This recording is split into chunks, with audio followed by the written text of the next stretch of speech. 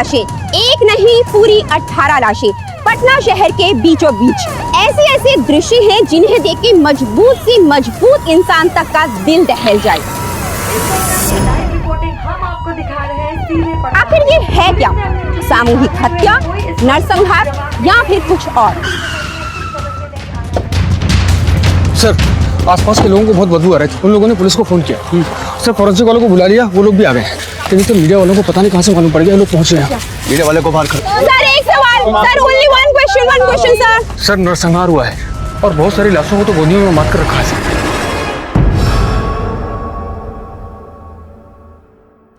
मई 2018 पटना शहर के गोडाउन में मिली वो 18 लाशों का भयानक मंजर आज भी मेरी जहन में ताजा है। उस वक्त मैं पटना के पाटलिपुत्र पुलिस स्टेशन में पोस्टेड था और यकीन मानिए ये मेरे करियर का सबसे चुनौतीपूर्ण केस था। एक ही जगह 18 लाशों का मिलना। क्या ये मामला नरपिशाच कांड, सामूहिक आत्महत्या या नरसंहार था? कुछ समझ में नहीं आ रहा था। जैसे जैसे इस केस की परतें खुलती गई वैसे ये और भी ज्यादा उलझता गया। और यकीन मानिए ये तो सिर्फ शुरुआत थी।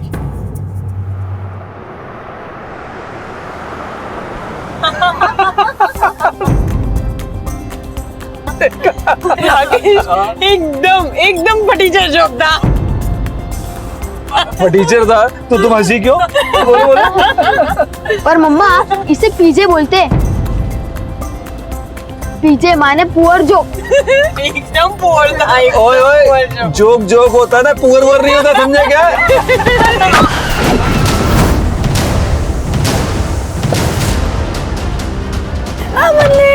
मन्ने हमारा बच्चा मर गया। सांसें चल रही हैं, हम इसे हॉस्पिटल लेके जा सकते हैं। पागल मत बनो। हॉस्पिटल, फिर पुलिस, फिर कोर्ट कचहरी। देखो, अरे इसे नहीं छोड़ सकते। चलो इसको। दिमाग खराब। चलो गाड़ी में बैठो, गाड़ी में। वो मर जाएगी। अरे चलो, मन्ने चलो गाड़ी में बैठो। हमारा बच्चा, कोई बच रहा है मन्ने। मम्मा वो लड़की मर तो नहीं गई? गलत किया राकेश, हमने बहुत गलत किया। अरे तुम चुप रहो, तुम्हें नहीं समझ में आएगा।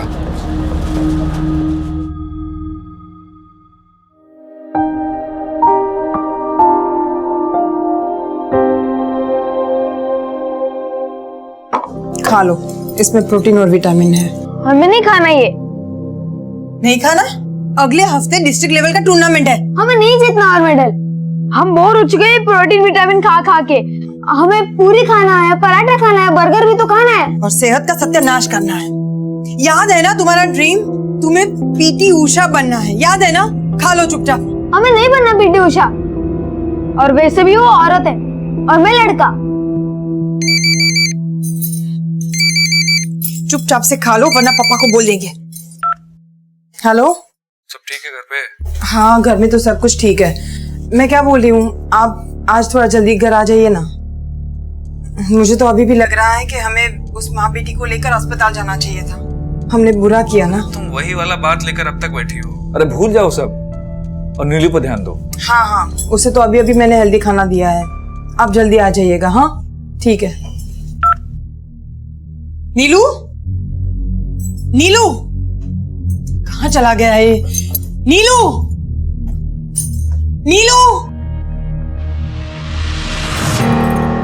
क्या है ये? मम्मा पराठा खा रहा हूँ। तू पराठा नहीं, एक लपड़ खाएगा। रख, कितनी बार मना किया है पराठा खाने से? रख। अरे क्या बात है, तुम इतना क्यों नीलू को डांट रही हो? आप तो है ना बीच में बोलिए ही मत। मैं अपने बेटे से बात कर रही हूँ, बराबर से जानती हूँ मैं। मेरा बेटा स्पोर्ट्समैन है, मेडल लाता है, इसलिए आप जलते हो ना उससे। इसीलिए आप उसे पराठा खिला खिला के अपने बेटे जैसा, हाथी जैसा बनाना चाहते हो। देखो खबरदार, जो तुमने मेरे चिकू को हाथी कहा तो। और खबरदार आइंदा मेरे बेटे को पराठा खिलाया तो। चल नीलू। चल नीलू, बढ़िया है। सर ना ही मेरे पास कोई आईडी प्रूफ है और ना ही मेरे पास लिविंग सर्टिफिकेट है। कोई टेंशन वाला बात नहीं है, 500 रुपये अलग से लगेगा। ये लीजिए सर। सर नकली बनाओगे? अरे नकली असली कौन देखता है आजकल। सर मेरा काम तो हो जाएगा ना? अरे जब बोले हैं तो हो जाएगा। और जो एड्रेस बताया पहुंच जाना, ठीक है? ठीक है सर, थैंक यू। चलो। नीलू, नीलू, सुनीता जी, आपने मेरे नीलू को देखा है कहीं? नहीं। नीलू, अंकल जी, आपने मेरे नीलू को देखा कहीं? नहीं बेटा, हमने तो देखा नहीं। नीलू,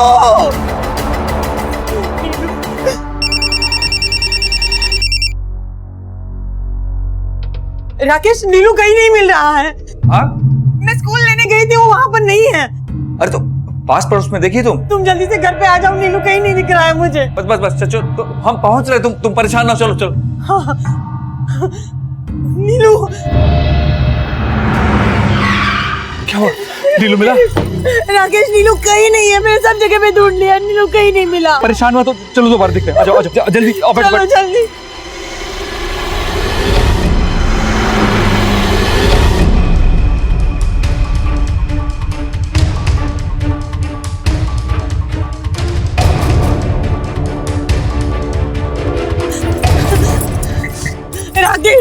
राकेश, हम कब से नीलू को ढूंढ रहे हैं, वो मिल ही नहीं रहा है। चलो ना, हम पुलिस स्टेशन चलते हैं। क्या सोच रहे हो? पुलिस के अलावा हमारे पास और कोई चारा नहीं। तुम चलो ना, और अगर तुम नहीं आओगे तो मैं अकेली जाऊंगी। सुन, एक काम करो, मैं चलता हूँ तुम्हारे साथ, लेकिन पुलिस के सामने उस एक्सीडेंट के बारे में बात मत करना। तुम जल्दी से चलो। आ जाओ।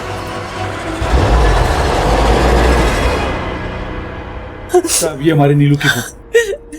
सुबह हम ही उन्हें छोड़ने गए थे स्कूल, और उसके बाद हर रोज की तरह शाम को मैं उसे लेने गई थी। भैया, कोई बच्चे दिख नहीं रहे, छुट्टी हो गई क्या? और नीलू कहाँ है? स्पोर्ट क्लास कैंसिल हो गई, 2 बजे सबकी छुट्टी हो गई। उसने आखिरी बार नीलू को स्कूल के गेट से बाहर जाते हुए देखा था, और उसके बाद सब जगह पे देख लिया, नीलू कहीं नहीं है सर। हो सकता है कि आपका बच्चा स्कूल से आने के बाद किसी फ्रेंड के या किसी नेबर के अपार्टमेंट में या सब जगह पे देख लिया, नीलू कहीं नहीं है, नीलू कहीं नहीं है। हाल फिलहाल में आप लोगों के साथ कुछ हुआ? आस पड़ोस में कोई घटना, दुर्घटना? हो सकता है कि आपका बच्चा स्कूल से आने के बाद किसी फ्रेंड के या किसी नेबर के अपार्टमेंट में या सब जगह पे देख लिया, नीलू कहीं नहीं है, नीलू कहीं नहीं है। हाल फिलहाल में आप लोगों के साथ कुछ हुआ? आस पड़ोस में कोई घटना, दुर्घटना?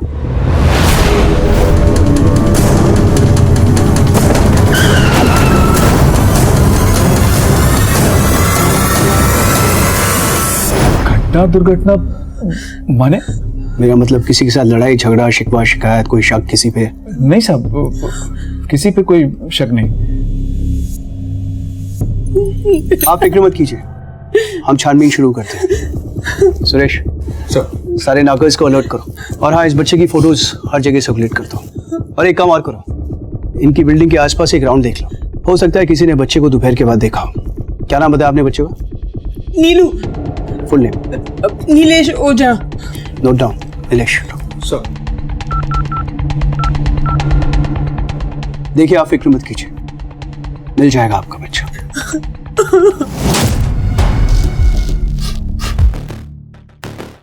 यार मिंटू, तेरे बाप की गर्लफ्रेंड का क्या हाल है बे? अबे मुनक्की, लिमिट में रहो दोनों, ठीक है? लिमिट में। अच्छा, मुंकी मैडम की बेटिया नेहा कुमारी ने ना कुकर्मी करके पूरे शहर में गंद फैला रखा है। असलम खान? कुकर्मी नहीं, असलम खान है तो आखिर तुम्हारी बहिनी नेहा कुमारी। सौतेली। तुमको लिमिट में रहने को बोले हैं, समझ नहीं रहे हो क्या? अबे सच्चाई से कहाँ भागोगे? वादा क्या कर रहे हो? अरे भैया, काहे वो उत्पात फैला रहे हो? अरे लड़ने की क्या जरूरत है? कहने को बोल रहे हैं, क्या मार रहे हो भाई? बहिन है तुम्हारी। अबे तो तुम्हारी काहे उतावले हो रहे हो? यहाँ पे साइन कीजिए। वैसे क्या लगता है आपका? बेटा है मेरा। ए, इधर आ।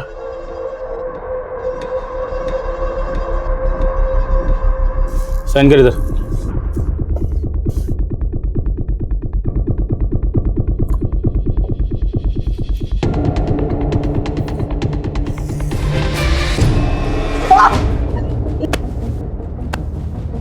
सिस्टम में निकल ले, मारा पीटी करके क्रिमिनल बनना चाहता है तू? ये छोड़िए, अरे ये सब तुम्हारा भी जिम्मेदारी है, हमारा बस है। Already limit. हाँ, मम्मी को टच भी किए ना तो ना आप बाप रहेंगे ना हम बेटा। क्या बोला? इज्जत। हाँ, इज्जत, बड़ा इज्जत वाले हैं आप। अपनी बीवी को प्रताड़ित आप कर रहे हैं। शादीशुदा होकर, एक लड़के के बाप होकर बाहर गर्लफ्रेंड आप रखे और इज्जत हम बर्बाद कर रहे हैं। पता है आज थाने में किसके कारण बंद हुए? आपके कारण। पूरे शहर में डिस्कशन हो रहा है आपकी रखेल की बेटी नेहा कुमारी के बारे में। का की है, शकबाजी हो रहा है किसी असलम खान के साथ में। खान साहब से मोहब्बत चल रही है आपकी ये सौतेली बेटी। अब इज्जत कौन दोबारा है? या आपकी सौतेली बेटी या अपना बेटा? बात करते हैं। मिंटू आओ।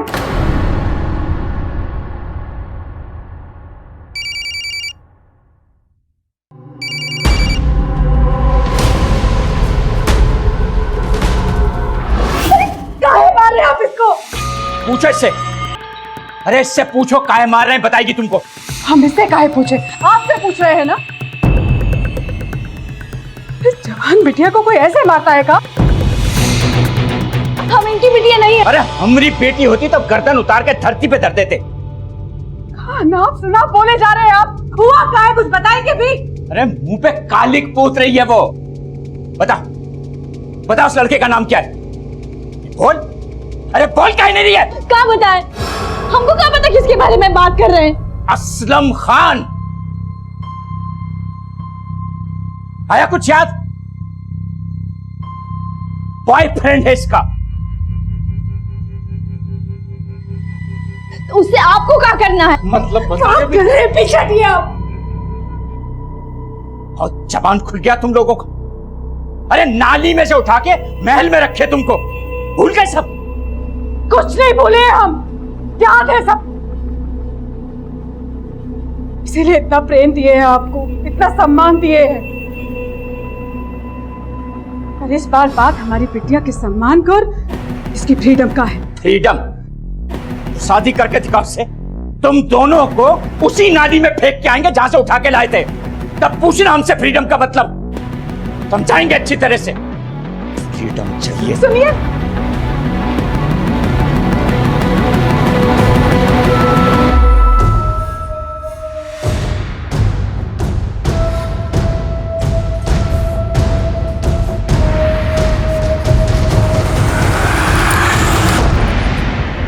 तो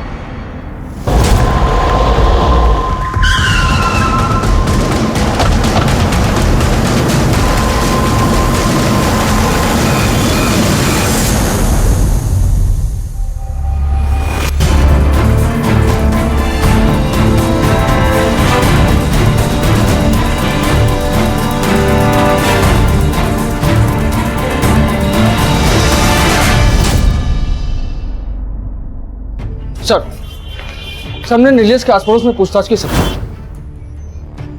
तो वहां हमें एक पड़ोसी से पता चला कि सर वो पिछले हफ्ते की बात है, महेश सरन है ना, उसका नीलेश भैया की फैमिली के साथ बहुत झगड़ा हुआ था। ये महेश सरन कौन है? सर वो राकेश भैया के पास वाले मकान में किराए से रहता है। झगड़े की वजह क्या थी? कहा बताएं साहब, एक दिन उसकी गाड़ी का शीशा टूट गया तो उसने नीलेश की पिटाई कर दी। बहुत ही झगड़ा हुआ था रजनी भाभी और महेश का। ये महेश कहाँ रहता है? यहीं पास में ही रहता है साहब। चलो दिखाओ। हाँ सर, उन्होंने बिना कोई वजह हमारे नीलू को मारा था। और साहब हमने उसकी शिकायत उसके मकान मालिक से की। उसने कहा कि इस महीने के आखिरी तक उसे निकाल देगा। सर हम महेश सरन से पूछने गए थे, लेकिन उसके डेरा पर ताला लगा था। सर लगता है महेश सरन ही खुंदस में नीलेश को उठाया है और अब खुद ही गायब हो गया। आपसी रंजिश का मामला लगता है। क्या नाम बताया तुमने उसका? महेश सरन सर। उसके घर पे नजर रखो। सर एक बात और मालूम हुआ, सर नीलेश को लोगों के घर जा जाकर खाने का बहुत आदत था। इस बात को लेकर उसकी माँ का आस पड़ोस में झगड़ा हुआ करता था। बच्चे हैं, करते हैं सब। तुम एक काम करो, स्कूल के गेट से लेकर उसकी बिल्डिंग तक कितने सीसीटीवी है पता करो, उन सब की फुटेज निकालो। और हाँ, नीलेश अगर उस रास्ते से गया है तो वो जरूर दिखेगा। सब हाँ बोलो। महेश सरन लौटा है। बात करो उससे, पूछो कहाँ था इतने दिन। सर मैं सच कह रहा हूँ सर, मैं जॉब की ट्रेनिंग के सिलसिले में 3 दिन शहर से बाहर था सर। ट्रेनिंग के सिलसिले में या फिर नीलेश की किडनैपिंग के सिलसिले में? सर मेरा नीलेश की किडनैपिंग में कोई हाथ नहीं है, आप चाहें तो पूछा हमने तेरे मोहल्ले में। उसका नीलेश भैया की फैमिली के साथ बहुत ही झगड़ा हुआ था। उन्होंने बिना कोई वजह हमारे नीलू को मारा था। सबका यही कहना है कि नीलेश तुझे फूटी आंखों नहीं सोता था, क्यों? सर ऐसी कोई बात नहीं है। एक बार नीलेश ने मेरी गाड़ी का कांच तोड़ दिया था, तो मैंने भी गुस्से में आके उसे एक थप्पड़ लगा दिया। इससे ज्यादा मैंने कुछ नहीं किया सर उसके साथ में। ठीक है, लेकिन हमारी परमिशन के बिना शहर के बाहर मत जाना। देख रहे हो तिवारी साहब? सर, ये लोग आपसे कुछ बात करना चाहते हैं।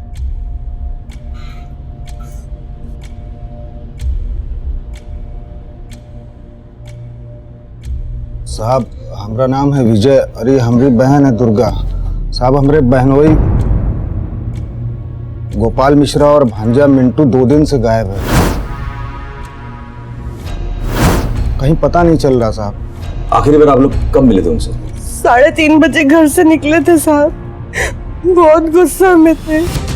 घर में घुसते ही अलमारी से 20 लाख रुपए निकाले, बहुत टेंशन में थे। कहाँ जा रही है बैग लेके? छोड़िए इसे। मुंह मत चलाना मेरे सामने, वरना मुंह तोड़ दूंगा।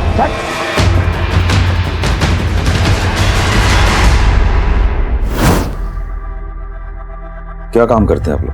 साहब मेरे पति का मनी लेंडिंग का बिजनेस है साहब, और मेरे भाई का पान का दुकान। साहब वो हमारा पान का दुकान का सेटअप भी जीजा जी ने ही करा के दिया था। कारोबार में किसी के साथ कोई झगड़ा झंझट लफड़ा? नहीं साहब, उनका हिसाब बहुत साफ साफ रहता था और बहुत सुलझे हुए इंसान है साहब। तो गोपाल जी के पीछे पीछे मिंटू गया, कैसा संबंध है दोनों में? गलती मिंटू अगर नहीं है साहब, अब आप ऐसा काम करेगा तो फिर बताइए। कैसा काम? अरे बेटा के सामने माँ को मारेगा, दूसरी औरत से संबंध बनाएगा तो। किसके साथ संबंध है? काहे नहीं बताइए किसके साथ संबंध है? साहब इसी बात पे दोनों का झगड़ा हुआ था साहब। मुनकी की बेटी नेहा असलम नाम के किसी लड़के के प्यार में पड़ गई थी साहब। जब ये बात मिंटुआ ने अपने बाप को बताने की कोशिश की तो बहुत मारा साहब उन्होंने चप्पल से। अच्छा, तो ये मुनकी आपके पति की दूसरी औरत थी? हैं? ऑफिस में रिसेप्शनिस्ट थी साहब वो तो। जवान औरत फंसा ली हमारे पति को, और इन्होंने तो ये भी कहा कि उससे शादी भी कर ली उन्होंने। साहब उसकी ना बुरी नजर थी हमारे पति के पैसे पे। शायद जीजा जी इसीलिए उसको 20 लाख रुपए दिए होंगे। तो आपको शक है कहीं मुनकी ही गोपाल जी को? हाँ साहब, वो बुझा गए थे उसकी बुरी नीयत को। पता नहीं किस बात पे ब्लैकमेल कर रही थी उनको। फोन पे फोन आ रहा है उनके मोबाइल पे। गोपाल जी का नंबर दीजिए। नंबर लो। 99 36 41 41। सारी डिटेल्स निकालो जल्दी। सर ठीक है, आप लोग सारी डिटेल्स लिखवाइए, जानकारी मिलते ही इत्तला करते हैं।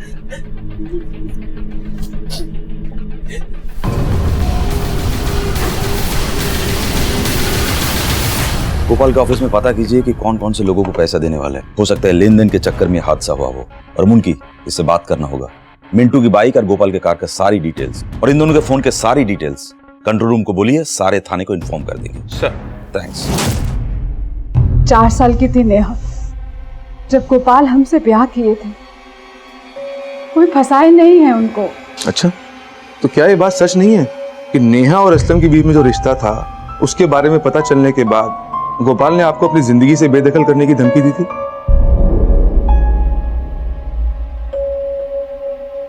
हाँ दी थी, पर हम मना लिए थे उन्हें। कमाल कर दिया आपने, एक तीर से 2 निशाने लगा दिए। आपके हाथ में जायदाद भी लग गई और असलम के प्यार का रास्ता भी साफ हो गया। देखिए, हम ऐसा कुछ नहीं किए हैं, और पैसे का लालच हमको नहीं उस मिंटू को है जिसके बाप ने उसको जायदाद से बेदखल कर दिया है। दुर्गा की मेहरबानियों से जिंदा है वो नशेड़ी। वैसे आप दोनों गोपाल से आखिरी बार कब मिले थे? जी वो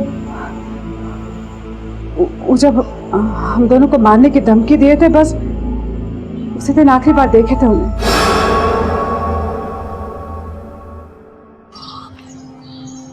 तो आपको लगता है कि मुनकी का गोपाल और मिंटू की मिसिंग से कोई लेना देना नहीं? सर हमको लगता है मिंटू का 20 लाख पर नियत था, इसलिए बाप के पीछे गया और उसको किडनैप कर लिया।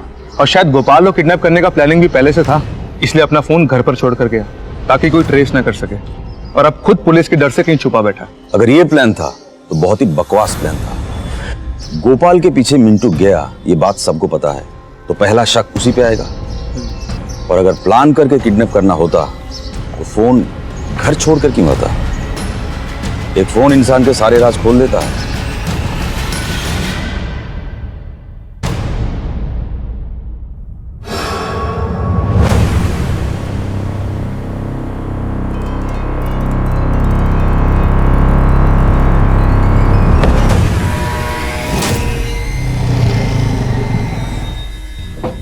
सर गोपाल मिश्रा के कॉल रिकॉर्ड्स आ गए। कुछ मिला? हाँ सर, गोपाल मिश्रा के कॉल रिकॉर्ड से तो लगता है कि उसका फोन आखिरी बार पटना बाईपास के आसपास ही स्विच ऑफ हुआ था। ये इस नंबर से बहुत सारा फोन हुआ है गोपाल के नंबर पे। जी सर। तो जिस रोज गोपाल मिश्रा गायब हुआ उसी रोज 25 बार कॉल आए थे, जिसमें से 18 बार तो मिश्रा जी ने कॉल उठाया भी नहीं। ये नंबर है दिवाकर यादव। कॉल किया था इसको? जी सर किया था, लेकिन सर इसका फोन बंद आ रहा है। और सर इस आदमी का एड्रेस कंकरबाग कॉलोनी का है, बाकी की डिटेल्स पता कर रहे हैं। जल्दी पता करो, मुझे लगता है इस आदमी का पूरा इन्वॉल्वमेंट है इस काम में। जी सर।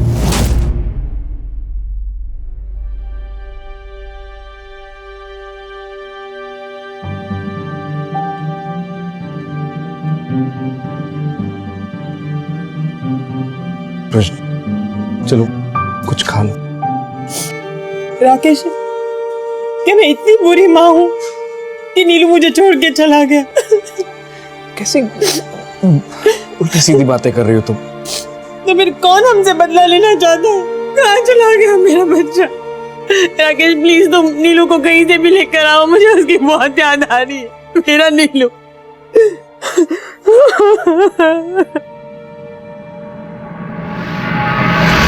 सर नीलेश के क्लास के बच्चों से एक बहुत अजीब बात पता चली। सर नीलेश क्लास में अक्सर महंगी चीजें लाया करता है, जैसे महंगी वॉच, टैबलेट। और सर सबसे अजीब बात तो ये है कि वो कहता था कि ये सारी चीजें उसे किसी मैजिक फोन से मिली हैं। Magic phone? कहीं नीलेश के गायब होने की वजह ये मैजिक फोन तो नहीं?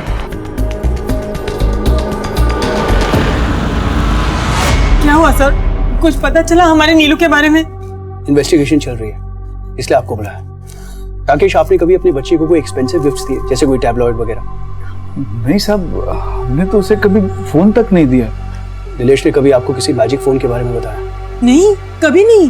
नीलेश के दोस्तों के हिसाब से उसके पास जो टैबलेट था बड़ा एक्सपेंसिव था, वो उसको मैजिक फोन की वजह से मिला था। क्या आपको ये भी नहीं मालूम कि उसको एक्सपेंसिव गिफ्ट कौन देता था? विकास। नीलू का विकास के घर पे बहुत आना जाना रहता था, और विकास कभी कभार उसे चॉकलेट्स, केक्स सब कुछ देता था, जो मुझे बिल्कुल पसंद नहीं था। हो सकता है ये विकास ने ही वो मैजिक फोन लाया हो उसके लिए। चॉकलेट्स, गिफ्ट्स, कोई खास वजह? सर वजह तो कोई नहीं थी। नीलू अक्सर मेरे घर पे खेलने आया करता था, धीरे धीरे हम दोनों की दोस्ती हो गई। दोस्ती हुई तो उसे एक्सपेंसिव गिफ्ट देगा तू? बच्चे को महंगे गिफ्ट देगा? सच बता, वरना मैं तुझे मेरा मैजिक दिखाऊंगा। हाँ सर, मैंने ही उसको गिफ्ट दिए थे। तो बता वो मैजिक फोन का। मुझे कुछ नहीं पता सर। नीलेश के हिसाब से उस मैजिक फोन की वजह से उसे टैबलेट मिला था। सच बोल। बताता हूँ सर, बताता हूँ। नीलू अक्सर वक्त बे वक्त मेरे घर पे खेलने आया करता था। एक दिन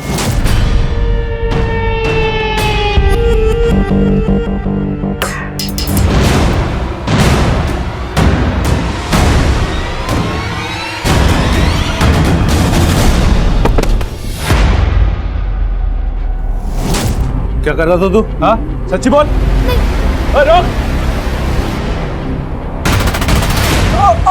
पिछली बार जब तुझसे पूछा था तो सच क्यों नहीं बोला तू?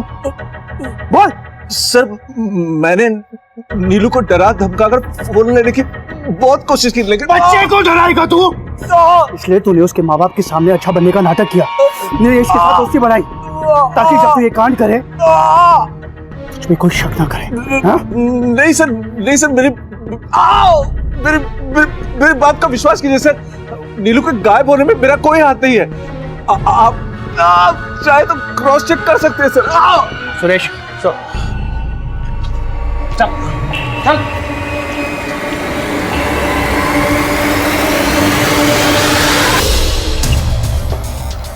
सर इस विकास के खिलाफ भी कोई सबूत नहीं मिला। कहीं ऐसा तो नहीं कि हम गलत डायरेक्शन में इन्वेस्टिगेट कर रहे हैं। कई क्राइम्स में ऐसा हुआ है कि बच्चों के साथ क्राइम बच्चों ने किया है। नीलेश एक होनहार लड़का है, एक अच्छा एथलीट है। तुम उसके स्कूल में जाके पता करो कि कोई बच्चा उसका दुश्मन तो नहीं था। सर मैजिक फोन की बात सामने आते ही हमें लगा कि इस बार क्रिमिनल पकड़ा जाएगा और राकेश और रजनी को उनका खोया हुआ बेटा वापस मिल जाएगा। लेकिन विकास के साथ कड़े इंटरोगेशन के बाद भी हमें कोई भी पुख्ता सबूत नहीं मिला और हमारी इन्वेस्टिगेशन वहीं लौट गई जहां से हमने शुरू की थी। हमने फिर से पूछताछ शुरू की और इस बार शक के घेरे में थे राकेश और रजनी, नीलेश के पेरेंट्स। हमने उनकी कंप्लीट हिस्ट्री मंगाई, लेकिन सब कुछ जानने के बाद भी कोई ऐसा पॉसिबल पहलू सामने नहीं आया जो नीलेश के गायब होने में पॉसिबल मोटिव हो। रजनी का नीलेश के लिए पॉजेसिव व्यवहार एक पहलू बन सकता था, लेकिन वो इतना बड़ा भी नहीं था कि एक मां पर शक किया जा सके। इस केस में क्राइम का मोटिव मिलना मुश्किल हो रहा था, इसलिए हमने हर पहलू पर दोबारा काम करना शुरू कर दिया।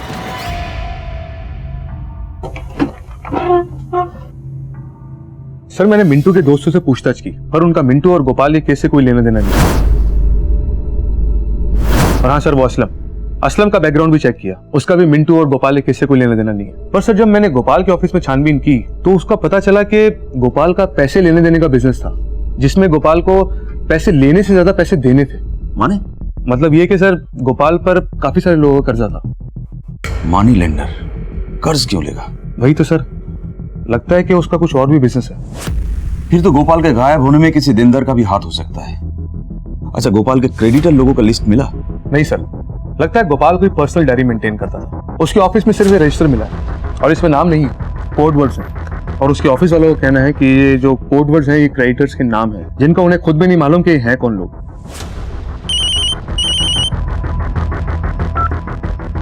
हेलो सर, दिवाकर को मैंने अभी अभी पटना सिटी के एक लॉज से पकड़ा है। वही दिवाकर जो लगातार गोपाल को फोन कर रहा था। ले आओ उसको।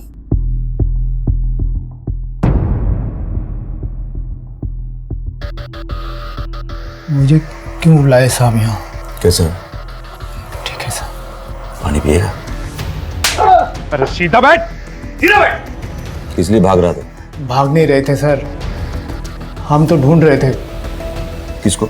उसी को जो सबका पैसा लेकर फरार हो गया है, गोपाल मिश्रा। पर वो तो कर्जा देता है। ये सब ढकोसले है साहब, वो तो बहुत बड़ा सट्टेबाज है। किस बात का सट्टा? बता दे किस बात का सट्टा। ये बहुत धारा लगेगा तेरे पे। अबे बोलेगा कि नहीं बोलेगा? अब बोलता हूँ साहब, बता। क्रिकेट का बुकी है साहब, वो क्रिकेट पे सट्टा लगाता है वो।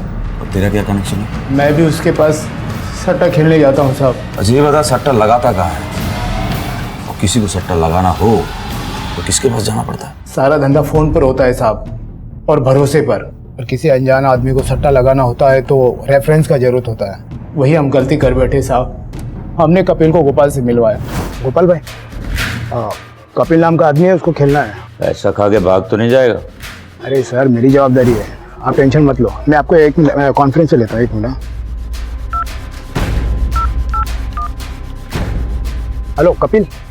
हाँ गोपाल भाई आना, ऑनलाइन पे बात करना। भाई जी आप चिंता मत कीजिए, मेरे ऊपर भरोसा रखिए। हाँ गोपाल भाई, अपना ही है, अपने आदमी है। जब सारी डीलिंग फोन पर होती है तो पैसे का लेन देन कहाँ होता है? साहब, हर भूखे का अपना एक कैश पॉइंट होता है शहर में, वहीं से इनडायरेक्ट पैसों का लेन देन होता है। गोपाल का कहाँ है? गोपाल का कहाँ है? ओ विजय का दुकान साहब, विजय का दुकान। साहब, हर बुकी के पैकेट के ऊपर एक कोड होता है और कस्टमर के कोड से उसको कोड को मिलाया जाता है। उसके बाद वो पैकेट लिया और दिया जाता है। उसके बाद हम गोपाल को फोन कर देते हैं साहब। पैकेट लेकर जाते हैं, कोई पैसा नहीं गिनता? साहब, ये बेईमानी का धंधा है, ईमानदारी से चलता है। ये बता, बुकी इतने पैसे के लेन देन का हिसाब कैसे रखता है? हर बुकी के पास फोन, सिम्स और डायरी होती है और उनका एक अकाउंट टीम भी होता है। वही सब पैसे का लेन देन मैनेज करते हैं। कपिल तुझसे पैसा क्यों मांग रहा था? कपिल सट्टे की एक बाजी में बहुत सारा पैसा जीता था साहब। मैं 20 लाख रुपए जीत गया। 20 लाख। गोपाल ने पैसे देने से मना कर दिया। क्यों मना कर दिया? क्योंकि उसने बोला कि उसने गलत सेशन खाया है और गोपाल ने बोला कि कपिल ने गलत सेशन खेला है, इसलिए उसकी बेट नहीं मानी जाएगी और उसने पैसे देने से मना कर दिया। अब साहब कपिल मुझे धमकी देने लगा, अगर पैसा नहीं दिया तो पैसा हमको देना पड़ेगा। अब बताइए साहब, इतने सारे पैसे मैं कहाँ से देता? फिर हमने तय किया कि उसको कहीं से भी बाहर से धर पकड़ेंगे उसका कॉलर। अरे पागल हो गया क्या? किधर है हमरा और कपिल का 20 लाख रुपया? देता है दिल्ली फाड़ दे तेरा। दिवाकर बाबू, 20 लाख रुपया है, चुनिया बादाम नहीं है जो पॉकेट में रख के घूमेंगे। हम वादा करते हैं कल शाम को 4 बजे उसी जगह पैसा देंगे। ठीक है, कल वही इंतजार करेंगे। अगर शहर से भागा या कहीं कुछ गड़बड़ किया तो साला तेरा 20 लाख के साथ तेरा जान भी मारेंगे, समझ लेना। फिर हम वहां जाकर 2 घंटे क्या साहब 5 घंटे तक उसका वेट किए, लेकिन मिश्रा नहीं आया साहब। बाद में हमें पता चला कि हमारे जैसे बहुत सारे लोगों ने बैटिंग में पैसा लगाया था और किसी को पैसा वापस नहीं दिया। बताइए साहब, 20 लाख रुपए हम कहाँ से लाते? कपिल तो हमारे जान मार देगा।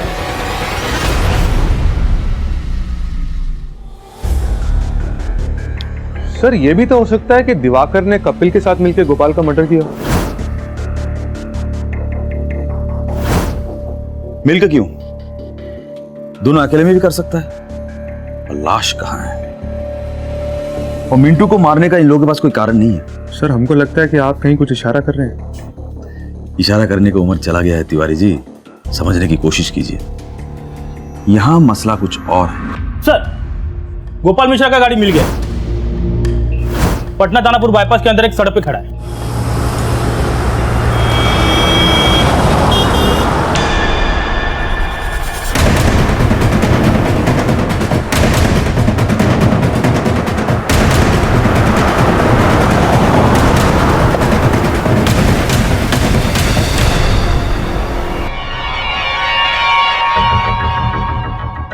इन ब्लड सैंपल का डीएनए रिपोर्ट्स निकलवाइए जल्दी। जी सर।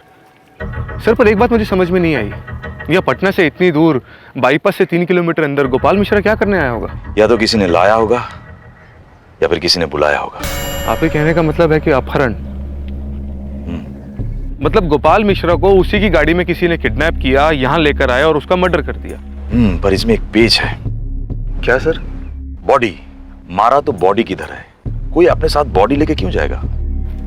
सर पर यह भी तो हो सकता है कि गोपाल मिश्रा का एक्सीडेंट हो गया हो और उसे कोई नजदीकी अस्पताल में लेके गया हो।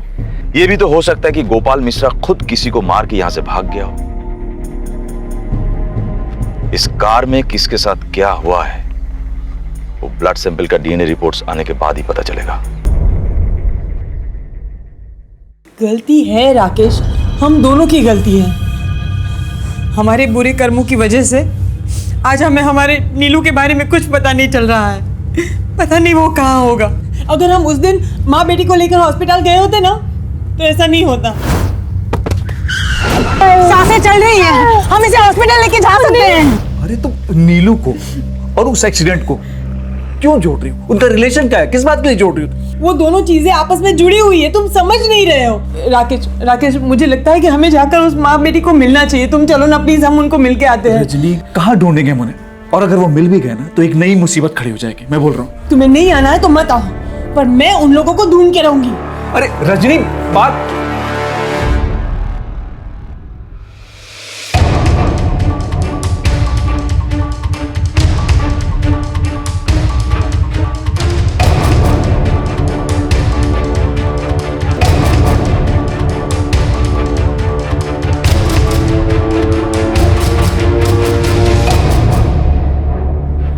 हम उस दिन के लिए बहुत शर्मिंदा हैं।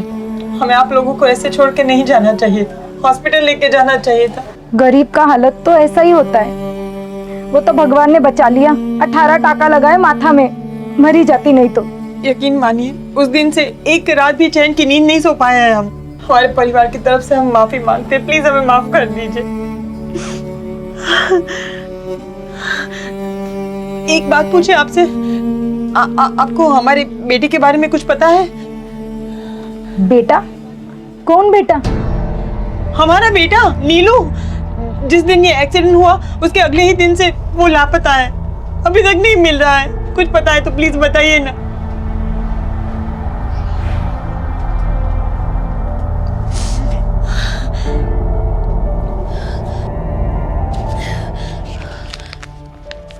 ये रखिए, रखिए, काम आएंगे। सुनिए, कर्म का फल तो भोगना ही पड़ता है।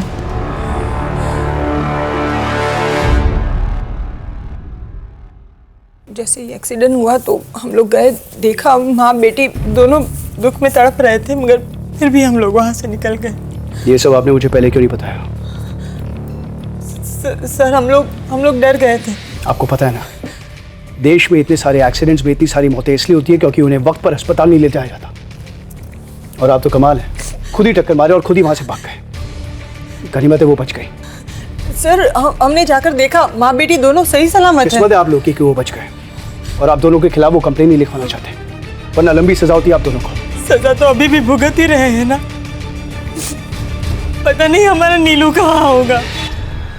नीलेश का केस हमारे लिए एक बहुत ही बड़ा चैलेंज बनता जा रहा था। स्कूल, कॉलोनी, दोस्तों, रिश्तेदारों से घंटों पूछने के बाद भी उसके डिसअपीयरेंस से जुड़ा हमें कोई क्लू नहीं मिला। बार बार हमारे जहन में एक ही सवाल था कि आखिर वो बच्चा गया किधर। ना फिरौती से कॉल आई, ना उसकी डेड बॉडी मिली।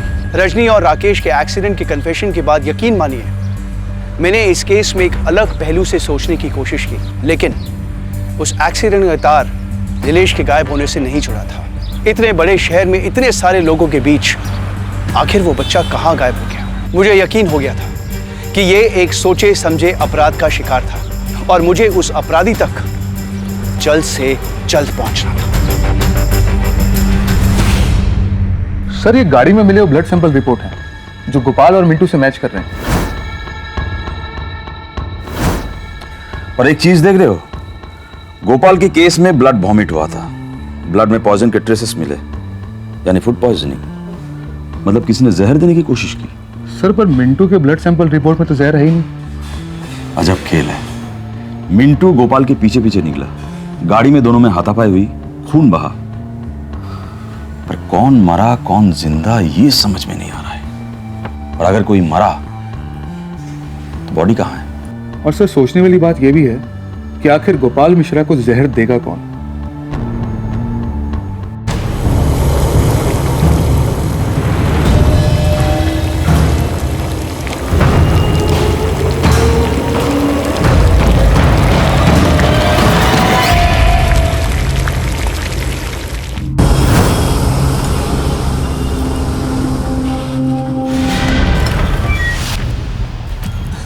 साहब, हमारा वो पड़ोसी हामिद अपने बेटा को मारकर कब्रिस्तान में गाड़ दिया है पीछे।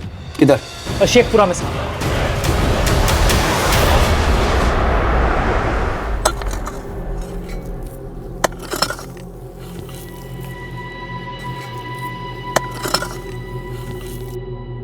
सर यहाँ कुछ भी नहीं है।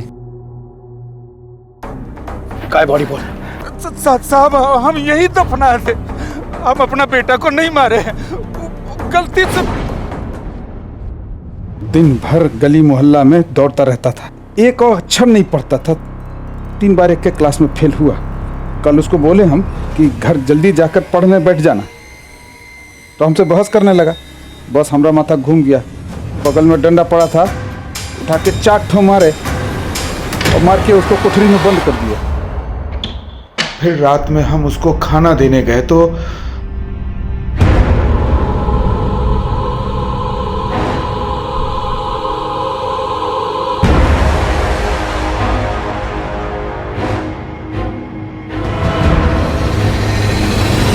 बाप है या जानवर, कोई अपने बच्चे को ऐसे मारता है?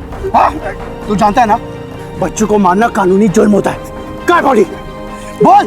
अब यही दफनाए थे साहब, पता नहीं कौन खोद के ले गया। ले जाओ साहब। हम रोज रात 10 बजे तक यहाँ पहरा देते हैं साहब। यही बगल में हमारा डेरा है साहब, हमको कुछ नहीं मालूम साहब। सच बोल रहा तू? हाँ साहब, सच बोल रहे साहब। हाँ साहब। सुरेश, इसका स्टेटमेंट लो और यहाँ जितने भी लोग आते जाते हैं उनकी भी डिटेल्स निकालो और छानबीन करो। सर कबर खोद कर बॉडी चुराने का क्या मतलब हो सकता है? किसी को बच्चे की लाश चाहिए होगी और क्या। लेकिन सर नीलेश भी तो गायब है।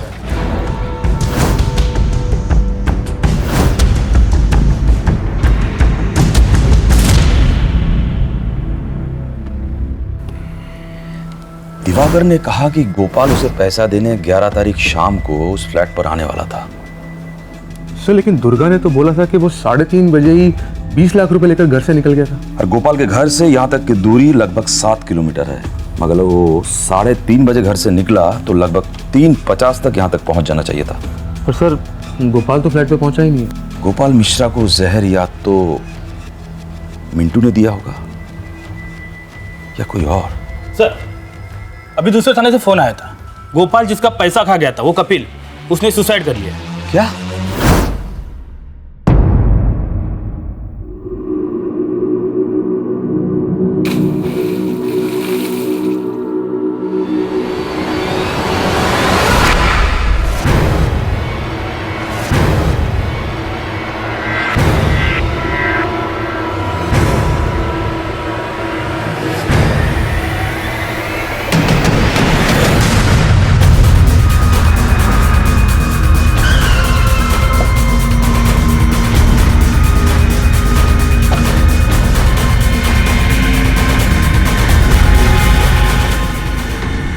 सर ये तो हामिद का बेटा बब्बन है जो कब्र से गायब हुआ था। बच्चे की लाश को कब्र से निकाल कर कोई तालाब में क्यों फेंकेगा, समझ में नहीं आ रहा। किसने देखा इसकी लाश को सबसे पहले?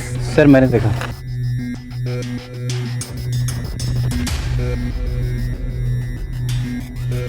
एक काम करो, जल्दी से बॉडी का पोस्टमार्टम कराओ, आसपास के सारे इलाके छान मारो और हाँ कोई भी संदिग्ध आदमी देखे उठा लो उसे।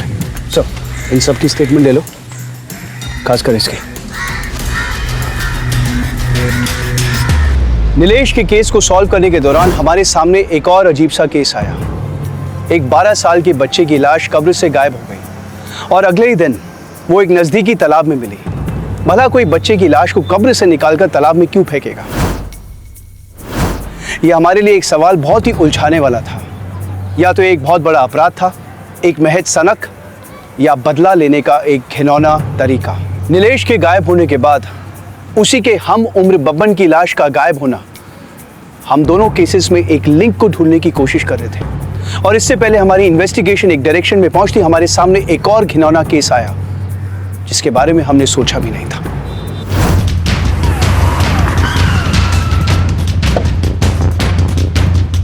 सर आसपास के लोगों को बहुत बदबू आ रही थी, उन लोगों ने पुलिस को फोन किया था और सर फॉरेंसिक वालों को बुला लिया, वो लोग आ चुके हैं। सर मीडिया वाले को बाहर करो।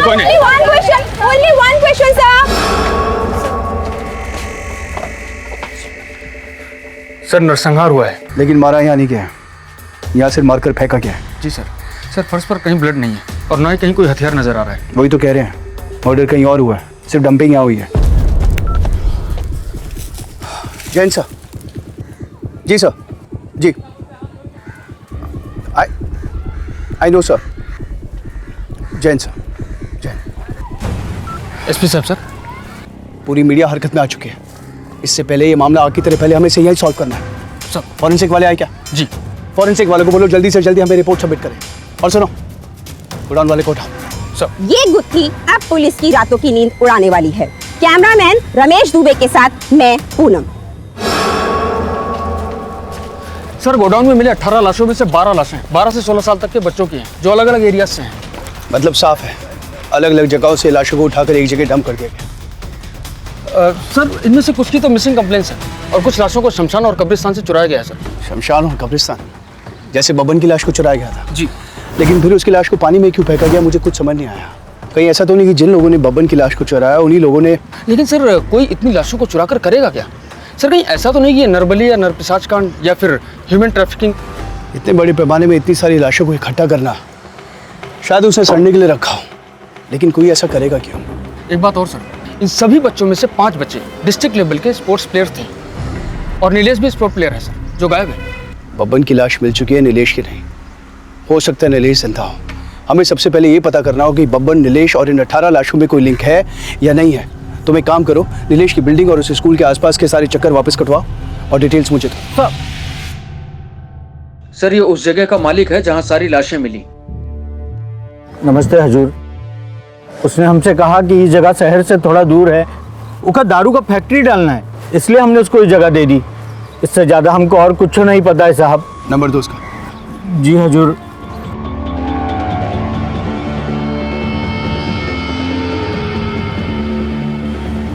डायल करो सर। रुको, अगर वो क्राइम में इन्वॉल्व है तो हमारे कॉल से अलर्ट हो जाएगा वो। तुम सिर्फ उसकी लोकेशन ट्रेस करो और 1-1 मिनट मुझे अपडेट करो। चल।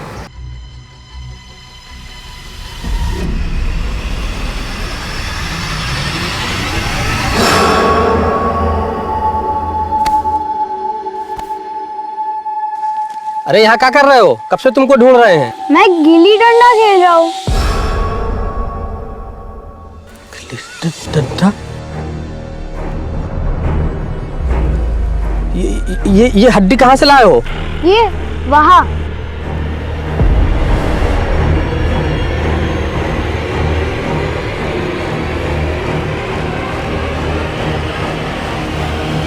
एक काम करो, तुम दूसरा कुछ खेलो, हम अभी आते हैं।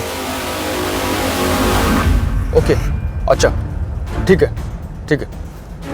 सर, आपने जो नीलेश के स्कूल में तहकीकात करने को बोला था, वहाँ कुछ खास तो मिला नहीं, लेकिन स्कूल के बच्चे और आसपास के लोगों ने बताया कि वहाँ कोई पानी पूरी का ठेला लगाता था। लेकिन जिस दिन से नीलेश गायब है, उस दिन से वो नजर नहीं आया। किसका ठेला था? सर, नाम तो लोगों को नहीं पता, लेकिन बोल रहे हैं कि कोई दाढ़ी मूंछ वाला आदमी था। आसपास के लोगों को बुलाओ और उसका स्केच बनाओ, जल्दी। सर। हेलो, क्या? ठीक है, हम पहुंचते हैं। सर, कांची तालाब के पास कोई लाश मिली है। ड्राइवर, कांची तालाब।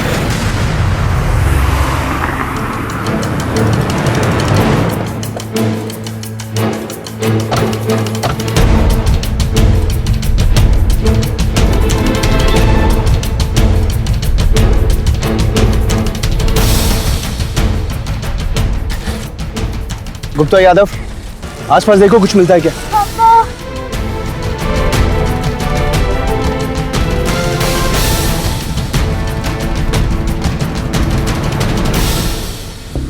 गला घोट के हत्या की है इसकी, बॉडी पोस्टमार्टम के लिए भेजो। सर,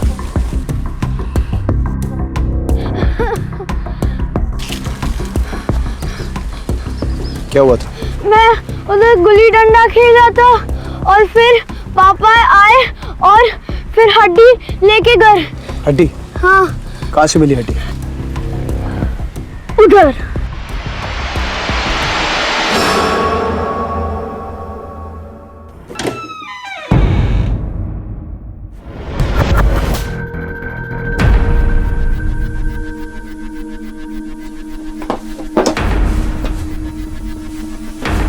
या तो हड्डियों की पॉलिश भी की जाती है।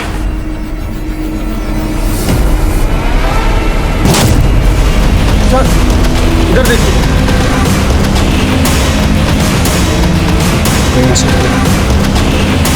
जितने भी कंकाल यहाँ पड़े हैं वो पहले लाशें थी।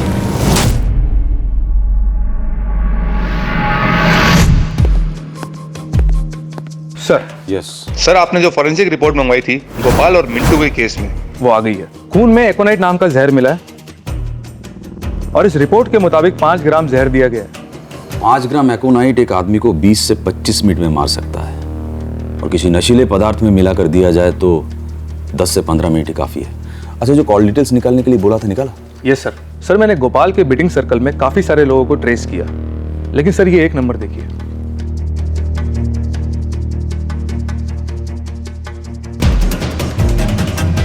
बुला उसको। सर।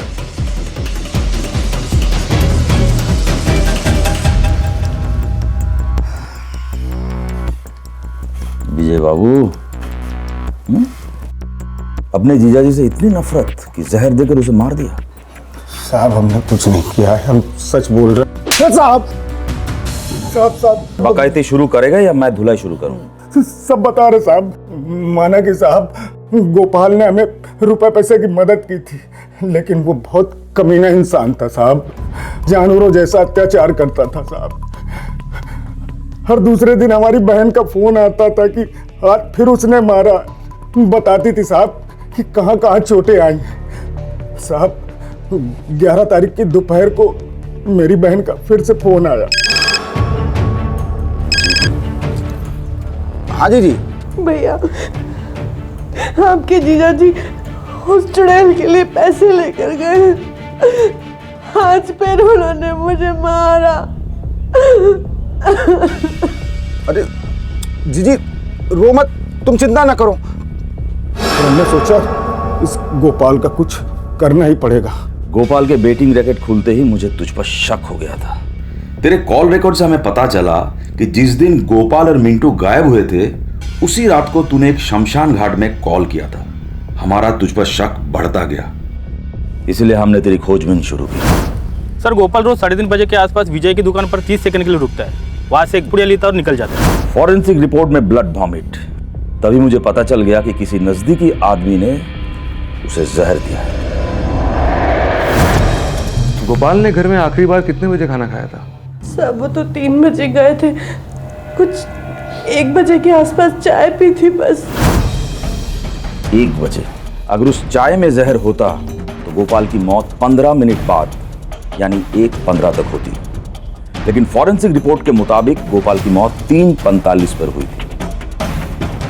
गोपाल का घर उस फ्लैट की दूरी लगभग 20 मिनट की है, यानी बीच में ही कुछ खाने से उसकी मौत हुई थी।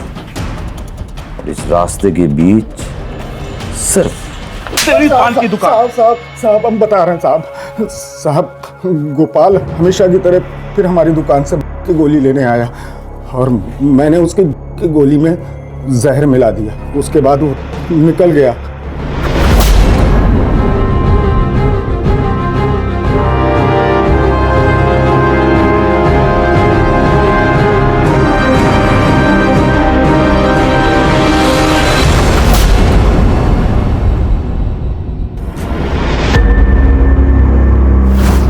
और मैंने देखा कि गोपाल का बेटा मिंटू उसका पीछा बाइक से कर रहा है।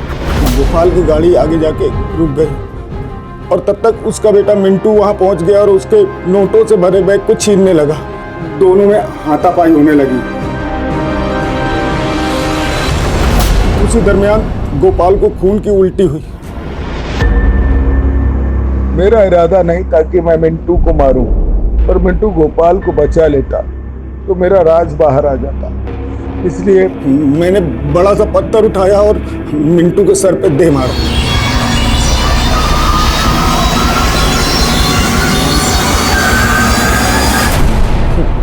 और फिर दोनों की लाशें गाड़ी में रख के मैं निकल गया। साहब दोनों को मार दिया, इन लाशों का क्या किया? साहब दोनों की लाशें लेके हम शमशान गए। वहां पे मैंने जलाने की कोशिश की तो देखा चौकीदार ने हमें देख लिया और फिर मैंने उसको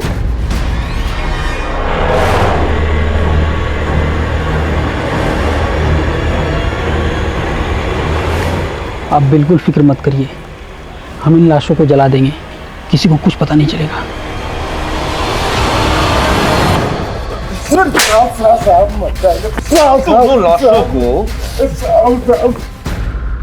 बिना अंतिम संस्कार के जला दी। ले जाओ इसे अंदर। अच्छे से लड़ाई करना है इसकी। ले इसको।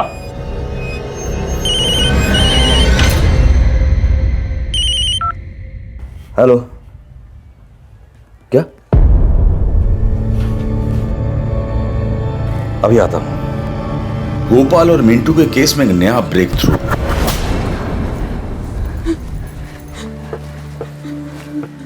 गोपाल जी, ये तो हमारे मिंटू की टी-शर्ट है। हाँ, मिंटू।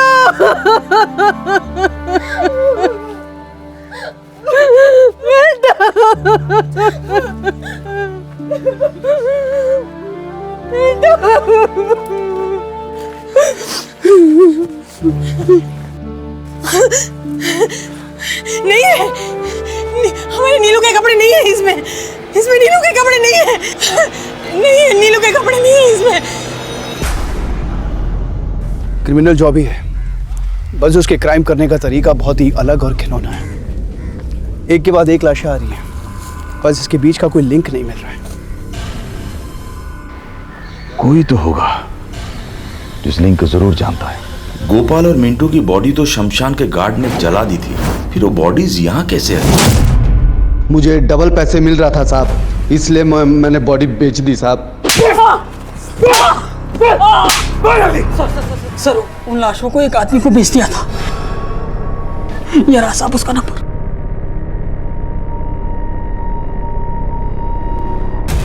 ओके ठीक है ठीक है सर। गोडाउन वाले ने जो नंबर दिया था वो किसी बाबू मंडल के नाम पर रजिस्टर्ड है। वो नंबर काफी टाइम से बंद था, लेकिन अभी 5 मिनट पहले ही एक्टिव हुआ है। ये रहा वो नंबर सर। हम रोज रात 10 बजे तक यहाँ पहरा देते हैं साहब। यहीं बगल में हमारा डेरा है साहब। सुरेश सर, वो जो ग्रेवयार्ड का सिक्योरिटी गार्ड था उसकी कॉल डिटेल्स दिखाओ। सर जल्दी।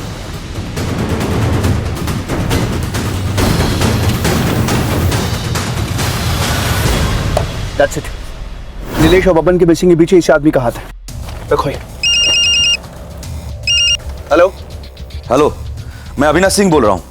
हाँ, मैं आपको एक नंबर भेज रहा हूँ। जी।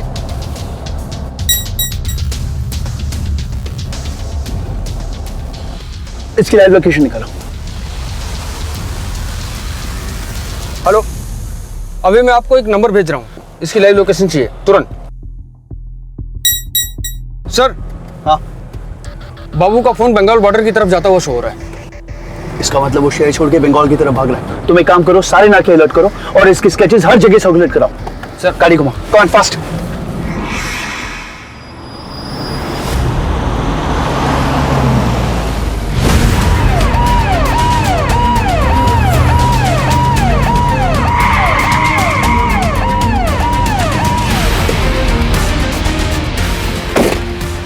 नीचे उतर, नीचे उतर।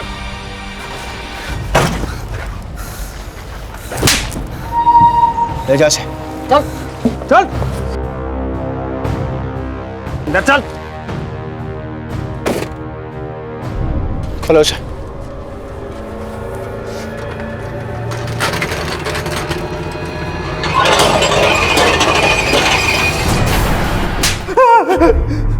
याद आया कुछ?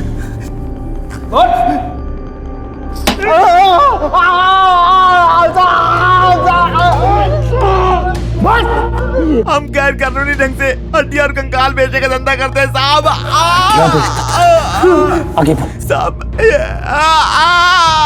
हर साल इंडिया से 20 से 25 लाशें विदेशों में भेजी जाती है साहब, खासकर पड़ोसी देशों में। कहाँ से मिलती है हड्डियाँ? कहाँ से मिलती है हड्डियाँ? कभी कब्रिस्तान से, कभी शमशान घाट से साहब, कभी अस्पताल की लावारिस लाशें साहब।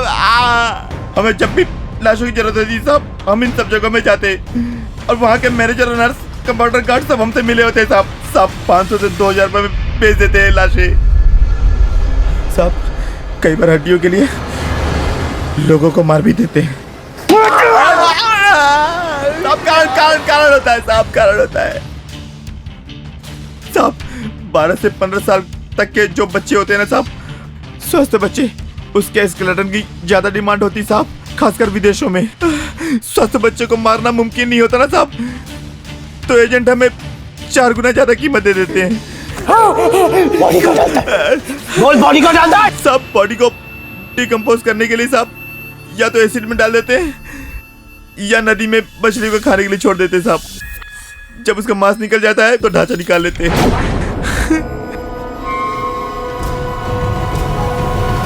सब विदेशों में इन हड्डियों से एप्रोडिसिक यानी यौन शक्ति बढ़ाने की दवाई बनती है साहब। विदेशों के मेडिकल कॉलेज में रिसर्च और स्टडी के लिए इनको यहाँ पे कंकाल भेजते साहब। नीलेश की बॉडी मुझे अभी तक मिली ना, उसके कपड़े।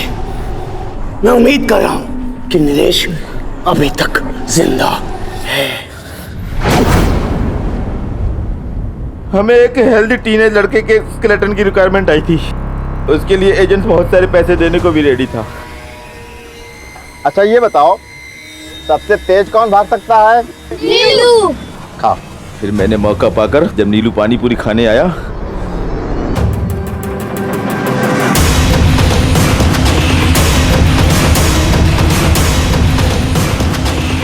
घर जाते वक्त नीलू रास्ते में बेहोश हो गया साहब। उसकी हड्डी तो कब का विदेश एक्सपोर्ट कर चुके हैं साहब।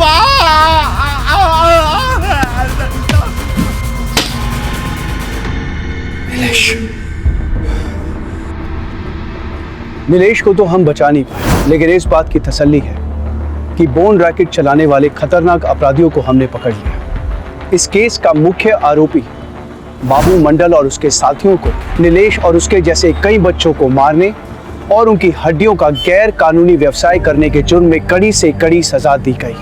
विजय और हामिद, उन्होंने अपना एक अपराध छुपाने की कोशिश में एक बड़े अपराध में सहयोग दिया और उसकी उन्हें कड़ी से कड़ी सजा दी गई। आज भी राकेश जैसे कई लोग हैं जो पुलिस को कुछ भी बताने से कतराते हैं।